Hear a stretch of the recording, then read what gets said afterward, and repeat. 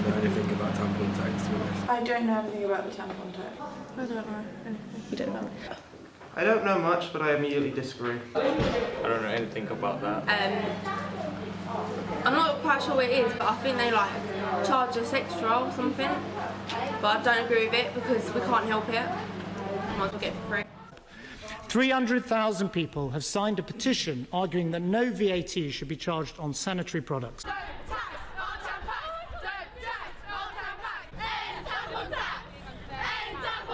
Tampons and sanitary pads have always been considered a luxury. Most of the European Union don't believe tampons or sanitary products are essential. Menstrual products are still considered a luxury item after MPs voted against scrapping the controversial tampon tax.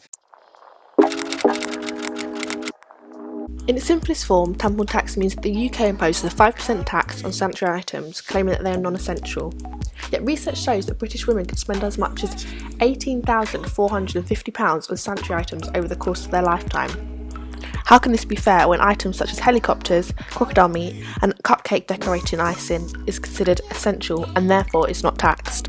So in an attempt to challenge this tax and raise the profile of this debate, we wanted to investigate different people's opinions on why they think the government taxes tampons, as well as finding out whether they agree or disagree with it. Why do you think the government taxes tampons and considers them to be a luxury item?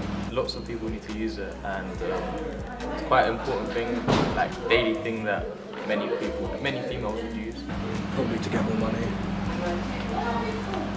We're not allowed to swear, are we?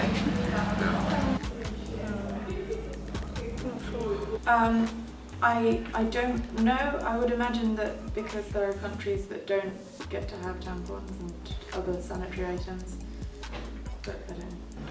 I think because they've noticed, because you know how greedy the government is, they find anything to make more money, so they probably noticed that tampons are being used more and more, so they're finding a way to grab money from that, because that's what they are, grabbers. I think the government can tax basically whatever it wants and consider anything a luxury item. They don't really have any limits because they're so disconnected from the people. Because the government, despite the fact that you like them or not, they're going to tax everything they're trying to get as much money as possible. So if you consider it as a luxury item, or you might not, then it doesn't matter because they just want your money. I think I'm not really sure about the luxury item because I'm telling you now as a woman, it's no luxury to have a period, but I think they tax it because it's a guaranteed income, because women are always going to have periods. Do you think the government is discriminatory against women? Yeah, I think so, in terms for doing this, yeah, and you know, you can look at the amount of women that are in Parliament to kind of make a judgment that there's something not quite right there, you know. Our views are not being heard or not being considered. In ways, yes, because it's a natural thing, like what female need, and to tax it's kind of not stopping, but making it harder for like females to like do what they need to do. In this situation, yes, definitely. Yeah, definitely.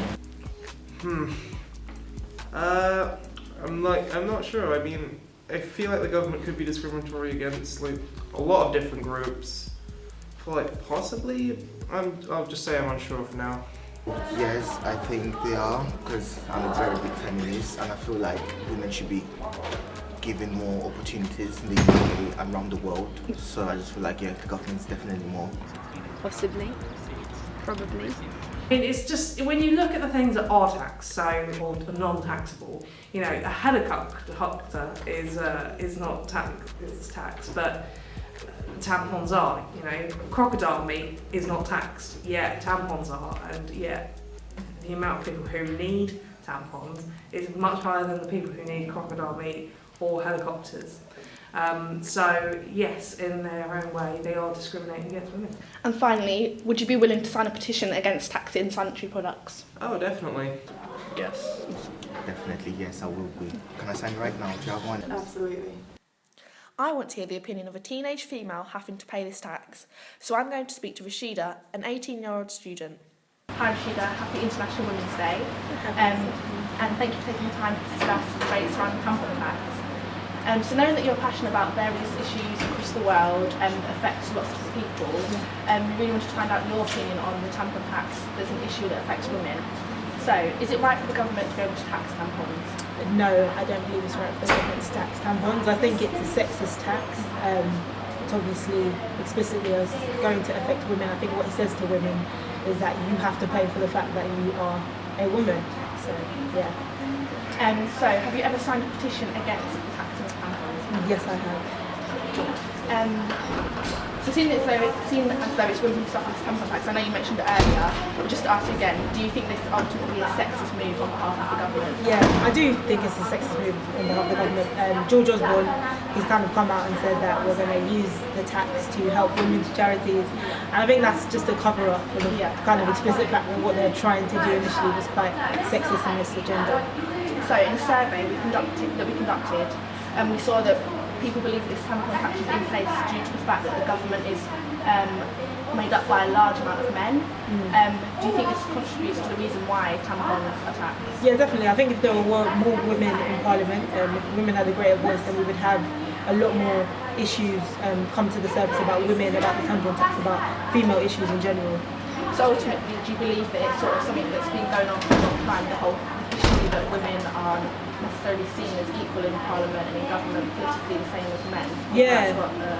Yeah, definitely. I don't think that the tampon tax, for example, that's just one example of many of the sexist things that would take place within our kind of political system. I think it's not really the root of the issue, but more the fruit of the issue. It's kind of the manifestation of a lot of the sexism which is already taking place.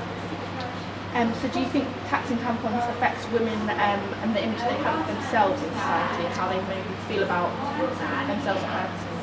I think a lot of women unfortunately aren't necessarily aware of a lot of the disparities that take place or don't necessarily engage with those ideas as much, but I think things like the tampon tax and the petitions that are coming out as a result of it are kind of opening up a conversation for people to realise that in this kind of patriarchal world women are seen as to be inferior, and I think it's good that this conversation is arising. It shouldn't be the case, but the fact that women are kind of engaging with these ideas I think is a positive thing.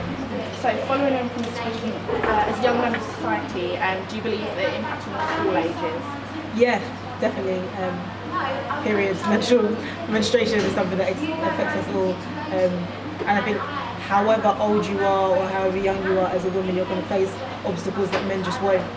So, what do you believe it would take to get more young people involved in the protest against tampon tax?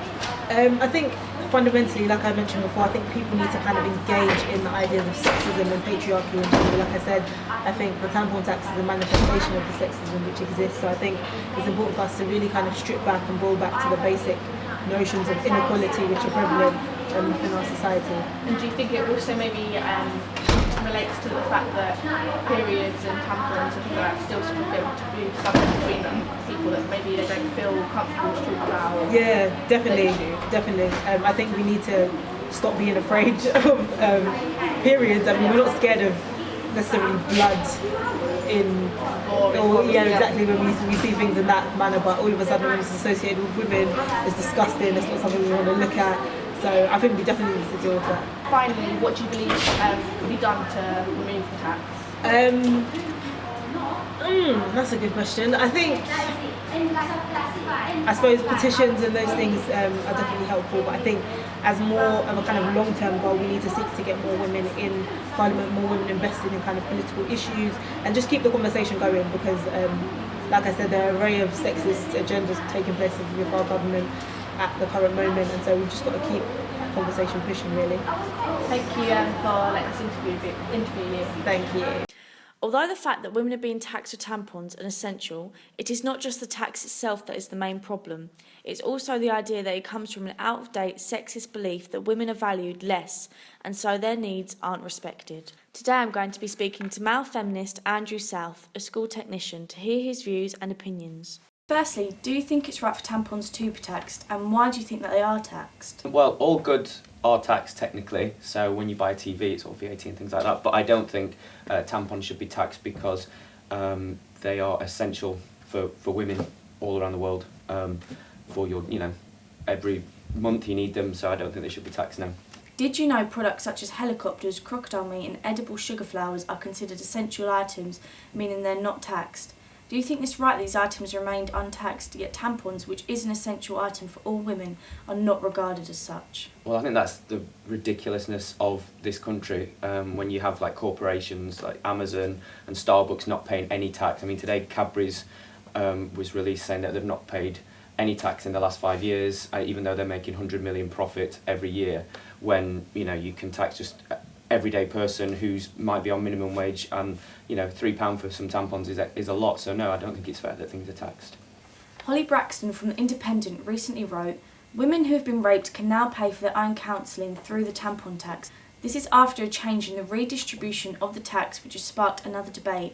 Do you know what the changes were to the Autumn budget in terms of tax?" I do, yes. I know that the tax that was generated is now being put into essential women's services, so to do with rape and domestic violence, things like that. But in theory, it's just women paying for their own services. That there are other ways to, raise that money. I mean, you could pay for it a lot. 50 million isn't a lot of money to pay for services like that. What is, essential again? 191 out of 650 women are members of Parliament and haven't been put into the position to add more women to the cabinet line up in May 2015. Do you think the current government might be sexist? Potentially they could be sexist, but then it's the whole patriarchy and male dominance of British politics. It's like their system, it's their old boys club, they make sure everything runs and they don't like change. I think it is essential to have women in cabinet positions, but then it depends on the type of politician as well.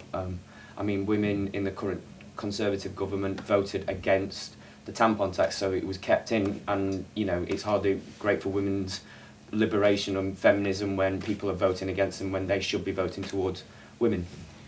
As a man, do you see the problem with tampon tax? No, I don't. I think it should be, it should be scrapped. It's an essential item for women.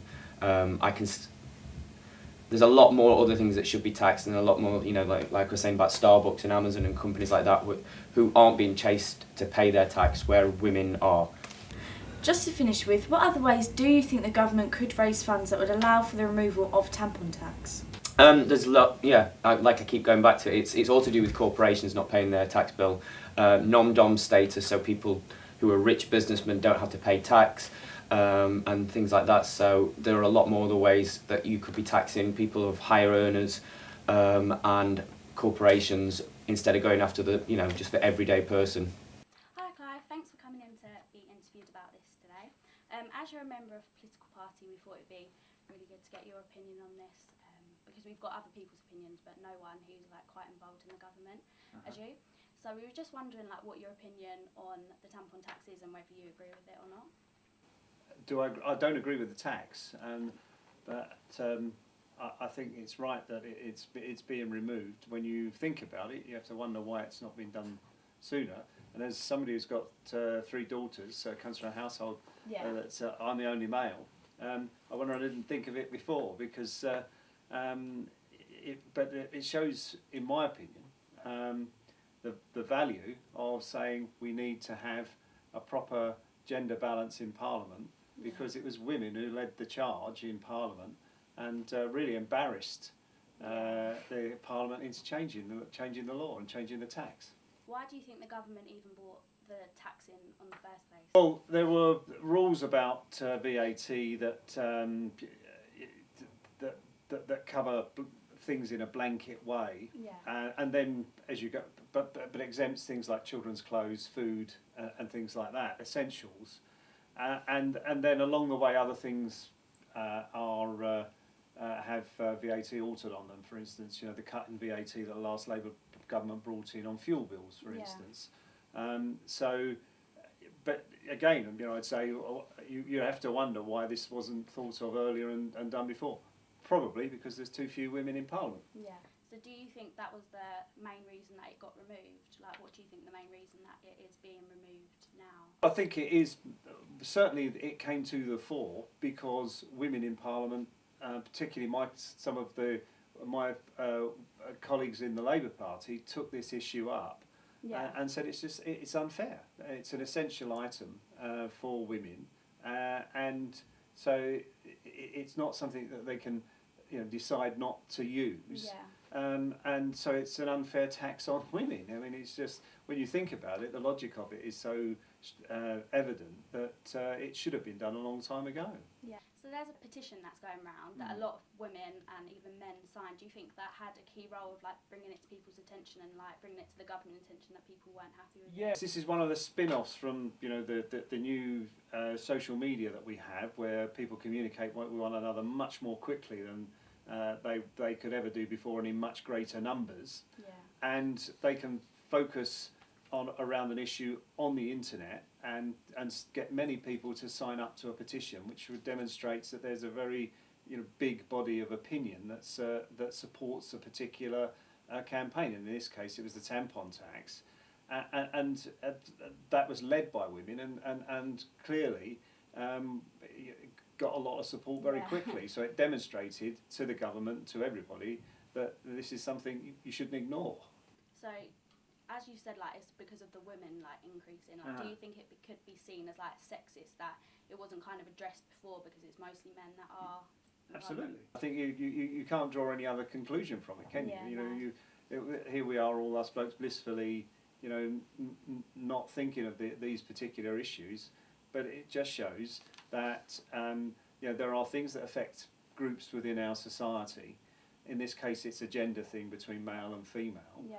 And if you haven't got representation that reflects the people in the community, these things can be either ignored or overlooked.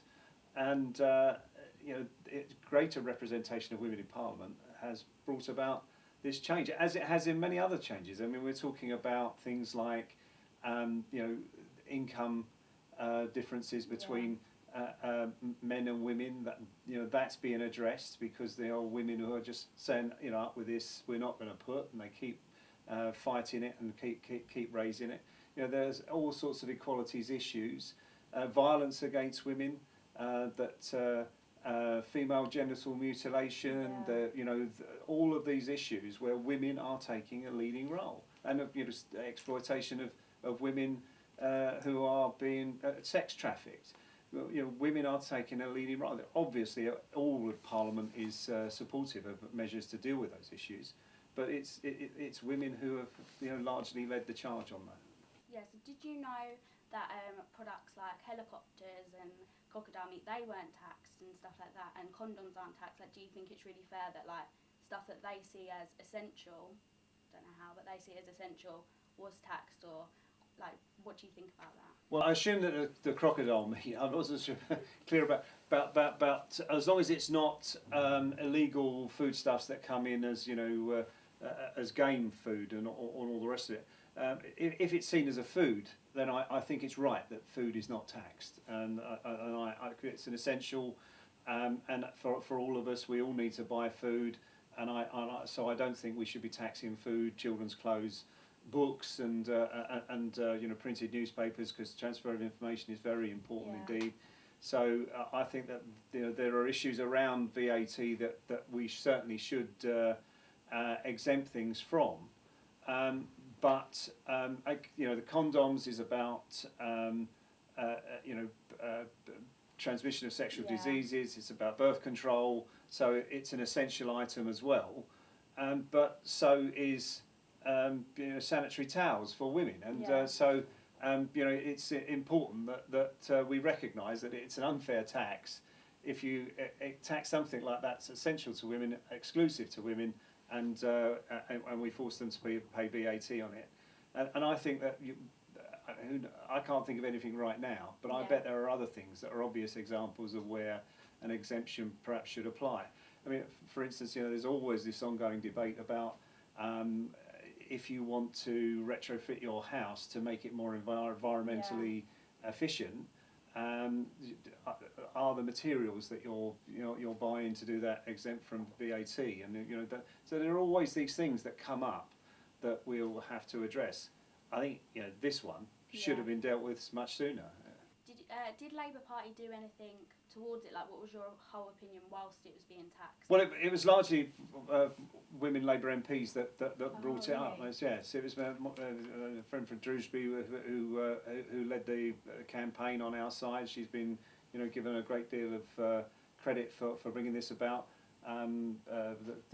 Stella Creasy, in fact, one Tory MP, because Stella's quite young, one Tory MP recalled visiting her school when she was a sixth former, and that he could remember her getting up and raising this issue back then. So this has been something that's been around, and certainly was people from the Labour Party that took a lead in it. But I think once the public got behind it, it was clear that on all sides of the House of Commons that this was something that needed to be addressed. And then we had to go to the European Union, because there are European Union rules about taxation.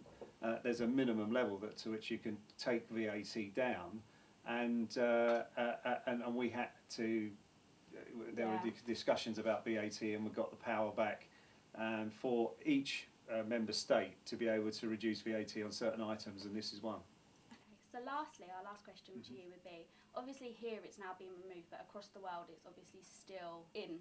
But what do you think people in the UK could do to help across the world kind of get that tax removed as well? I think we should just voice our opinion. I mean, we can't tell other countries what to do, yeah. But we've led by example here, and I think the internet being what it is, you can communicate these things across the globe much more quickly, and make the point that this is not a fair taxation, and that women in other countries should not have to pay this tax on these essential items either. So so I think we can just voice our opinion and hope that people will follow suit for the benefit of women in those countries. Okay, thank you. Hi Zach, thanks for joining us today. We just wanted to interview you because obviously you are a teenage boy, and we want to get your opinion on tampon tax and see how it affects you in ways that you may not even realise. So firstly, do you know what tampon tax is? No. Okay, so tampon tax is a tax on sanitary items such as tampons that women need each month, and it's an extra amount of money that they're paying already they pay a certain amount and an extra amount is added on, and it's just a tax on what is, I think, a necessity. So do you know how this can affect women who are homeless and in poverty and can't really afford these items as it is? No. Basically, the NHS, they give out items that are seen as essential, like condoms, for free, but items like tampons and sanitary items they don't, because they are taxed, so they're not seen as a necessity, and due to them having this tax they don't give them out. So women that are homeless and actually can't even afford food can't go and buy, they can't get tampons, they can't afford them, and they now can't get them for free. Do you think this is fair? No. So what would you do about this as a teenage boy? I don't know. Okay, so are you aware that there are things like petitions and protests that you could help to hear women's voices be heard? No. Would you be willing to sign petitions and go on protests? I don't want to protest, but I can sign a petition.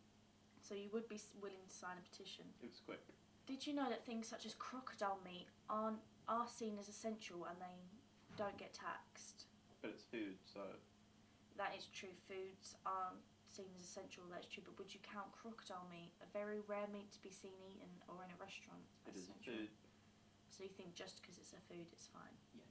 That's fair enough. That is a fair enough opinion. If you had the right to vote, would you vote against this tampon tax? Yes. Do you think that this tax is a sexist movement by the government? Well, I'm sure there are some females in the government. There are actually only 191 females out of 650 members of parliament in this current government. So even though there are a vast amount of females, it's a male-dominant government that we have. So you're saying they don't have their say? I'm not saying they don't have their say, however it would be hard for their voices to be heard in a male-dominant government. There are more men that are going to be overruling the women. You wouldn't agree that it's sexist by for the government to be doing this? No. No. So you don't think that the women in your life are being discriminated by this tax? No. Do you think that by us, for example, we're creating this documentary on tampon tax, there are protests, there are petitions, we're trying to make it be a known issue. Do you think that it is the right thing to be doing to bring it to people's attention to get it removed? Well, I think it's good that you're trying to raise awareness, but of course not everyone's going to listen, not everyone's going to participate, so it's always worth a try, but don't expect quick, fast movements. Just to finish, in which other ways would you say the government could raise funds so that the tampon tax can be removed? Well, you see, they're always spending money on things they don't need. For example, I don't know if you know about Trident, but it's basically where they're spending a couple of billion just to upgrade their nuclear systems. And you know, they haven't used these in years, so they don't necessarily need to use them or upgrade them, in fact. So maybe that 3 or 4 billion can be used for tampons. I agree. Happy International Women's Day, Smith. And you too, thank you. Okay, so we're here today to talk to you about tampon tax because we feel like it's really relevant and looked at thing at the moment. First of all, we'd like to ask you if you're aware of the tampon tax. I wasn't aware of the tampon tax. Okay, so basically it's 5% on top of the price of the tampons. So every time you buy tampons, you'll have to pay 5% more. So what's your opinion? How do you feel about that? I'm quite shocked and actually quite angry that women are having to pay tax on something that is a necessary purchase. So why do you believe that this tax is in place? I don't really know, other than obviously the one reason why it is there is because the government stands to generate a lot of income from it. Yeah. I think it's particularly insidious that women are being taxed for being women. So you do believe it's wrong? So in Oh, your absolutely. opinion, yeah? Yeah, absolutely. What leads you to the opinion that it is wrong? Like, why do you believe that it shouldn't be in place? Because it's not necessary. It's not. I'm a luxury? trying to, in my own mind, think of the equivalent male item that is being taxed. Yeah. I'm struggling to find the equivalent sort of monthly necessity that men might need Yeah. that is taxed. I suppose the sort of the cynic in me is, you know, wondering whether that it's a male behind Yeah. the law.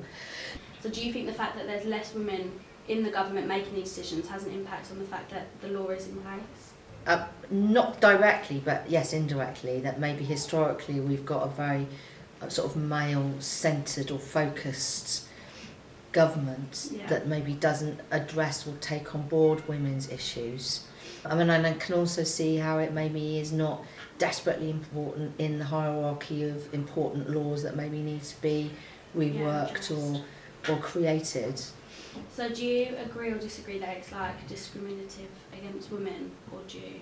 I think it's completely discriminatory, but I would want to definitely hear the other argument as to why it is there in the first place and why it should still be there. If that is the case, you know, maybe they don't feel it does still need to be there. I think I'd need more information. I'm struggling to see why on earth it is a valid or fair law at the minute. Okay, so do you think because you're a teacher and the way that you view things is a lot different to the government, like they may not see your point of view to why it's unnecessary to tax them?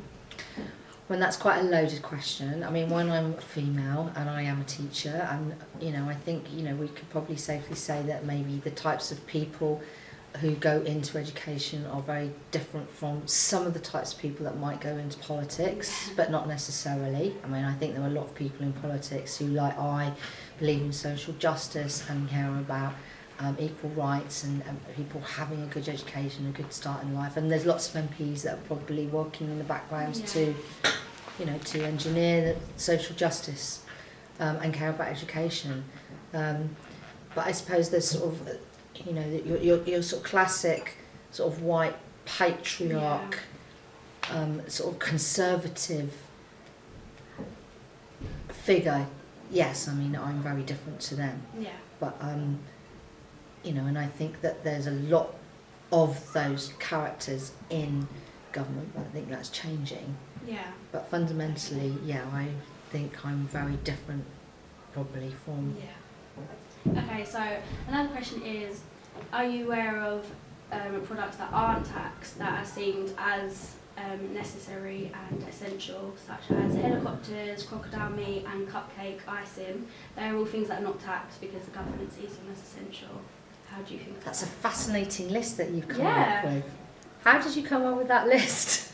Well, I think it was like a video, and we researched into it and we found that some obscure Cupcakes, crocodile meat and helicopters aren't taxed.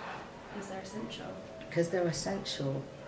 I mean, I think there's probably a whole range of items that I would have assumed weren't taxed. I mean, to be honest, I thought that items like cigarettes and alcohol understandably are taxed. Yeah. But I didn't really think that things like tampons were taxed. Yeah. Because they seem to be quite important Yeah. items that people have to buy. Yeah, because they don't tax them because they tax them because they think they're luxury, so that's what they say. Yeah, I don't know. I mean, I think that that's something. I mean, is it something that's ever been put to the government or addressed that you know from your research? There's a petition that basically, if it has enough signatures, I think she's nearly there, the woman that started it, and she will take it to, if it gets enough signatures, it will go to House of Commons. But And how long ago did she start that campaign? I think maybe like a year ago. But it needs the signatures, otherwise I won't look at it. I'm very surprised that that seems quite recent, really.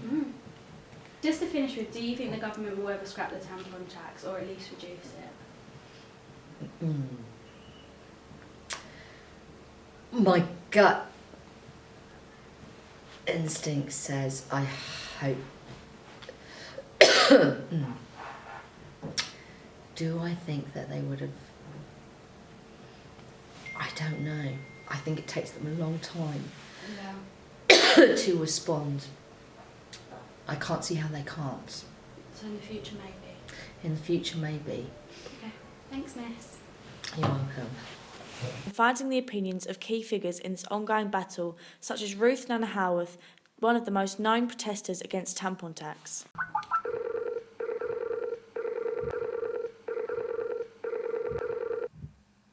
Hello.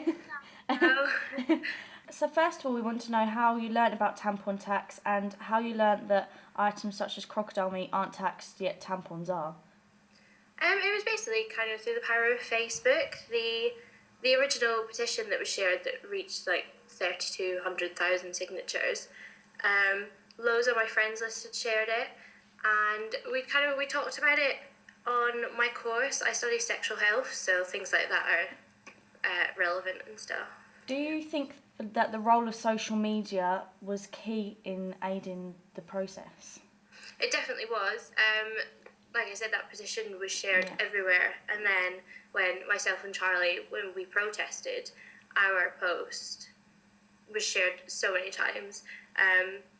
People from like countries like Australia, they had seen this protest and stuff, and it kind of wasn't really relevant to their daily lives, I suppose.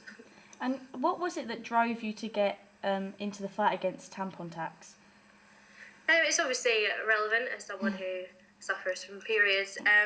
It was mostly, to do the protest anyway, it was mostly Charlie's idea, and she was really dead set that this was something that we should do.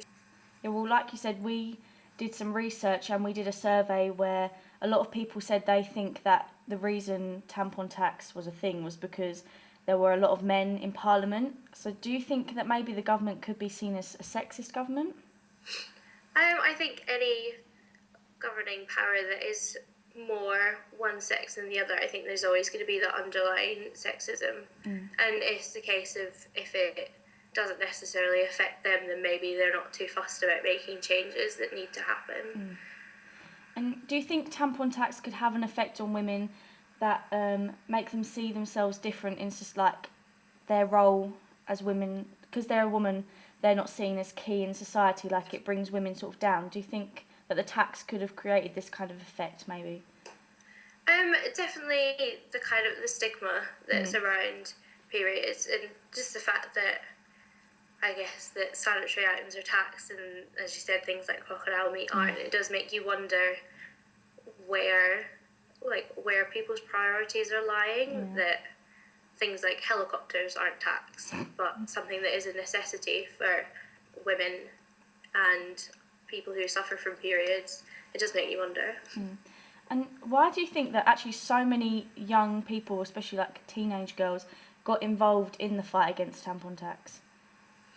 I think that there's more kind of, not necessarily a pressure, but there's more support for women now who want to make a difference. And I think questioning why certain things are there is something that women are doing more and more. What work do you think needs to be done really to make gender inequality issues, be cease to exist? Because, you know, a lot of people say that there is a lot of gender inequality going on. Just for more people to keep fighting it, for it to maybe be touched on more in schools and stuff, and just encouraging women to keep standing for what they believe in and to keep fighting for these things. Obviously, the tax was said to be, like, the money from the tax was said to be going towards charities to help, like, women suffering domestic abuse and stuff. So do you think now that there is no tax that those charities will not be benefiting, like they won't be getting the funds that they need to support those kinds of women now? I guess it is a worry, but they're still... I'm not 100% sure if they're normally government funded or not, but as long as people are still donating to these causes and kind of kicking up a fuss about it, hopefully it won't be a detrimental. Thank you so much for agreeing to let us interview you. You've been a really big help, and now we just need to help all other places remove tampon tax, really. So thank you so much. Thank you. Thank you. Hi, this is Millie. How are you? Say that again, sorry? What do you think could have been done to speed up the process? Do you think the UK government helped prolong it rather than speed it up? I just think they thought it wasn't important, and because like women generally don't talk about periods, or they did it before the campaign, Yeah. they kind of didn't see precedent to do it, so there's no point. Like it is quite difficult to do because we don't have to change EU law. Yeah. So I think they thought like, why should we be bothered to do this if nobody's going to know what we're doing? Sure. It's really awful, but yeah, I think it was definitely government just not being bothered to do it. Because it just goes to show, like, when there's an EU referendum and they really need to show that the EU is a good thing, they suddenly do it. Kind of thing. It's ridiculous. So what are your plans now? What work are you carrying out in other countries? So we've got sister petitions all over the world, like Yes. from the USA to Malaysia. Yeah. So yeah, we're just like pushing for them, especially we're pushing for our EU sister petition starters to really push through now, because the EU have said that it's now possible. It's totally down to the government.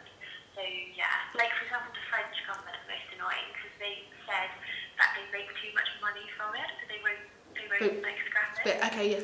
Absolutely crazy. But yeah. So what work do you think needs to be done, or what would you suggest to encourage people to make sure gender equality issues cease to exist in the future? Just talk about it. That's the main thing. Yeah. So the main problem with this tampon tax, for example, is that nobody really knew about it before we started the change or petition or whatever. So yeah, just talk about things, make sure other people talk about things, and like demonstrate as well, like be visible as well as vocal in your protests and in your opinions, to make sure that people know that something is wrong and why it's wrong. Do you think that the fact that the reason it hadn't been addressed before, many people didn't know about it as much, was the idea that periods and things were considered a taboo subject and not to be talked about? Do you think that was partly the reason why? Yeah. Yeah, like even my family, when I first started it, like they wouldn't talk about it, like they wouldn't say anything, and it was only until it got like in the Telegraph. That more people, like, yeah. oh, the Telegraph, like they didn't say why. I was like, why are you doing that? So it was said that the tax would go towards helping domestic abuse charities. Do you think this is a valid argument for keeping the tax? And as a result, do you think it could be detrimental to those women who need the support? So in other words, do you think that the charities that would have been benefiting now won't receive money as a result of this? Wow, I was really, really annoyed at this because basically, like, obviously this money is coming from women. Yeah. And it should be down to women to sort out domestic abuse, like as if it's their Problem, that yeah. it happens. I was so annoyed at that. And how it was like, oh, go to female charities. It's like, what are female charities? Or it's just like society charities. So that was one thing. The second thing is the actual fund was dealt with really badly. So for example, I think it was like Sport Relief that got £5 million out of £15 million. That had really nothing to do with domestic abuse charities anyway. Yeah, and then they gave the charities, I think it was like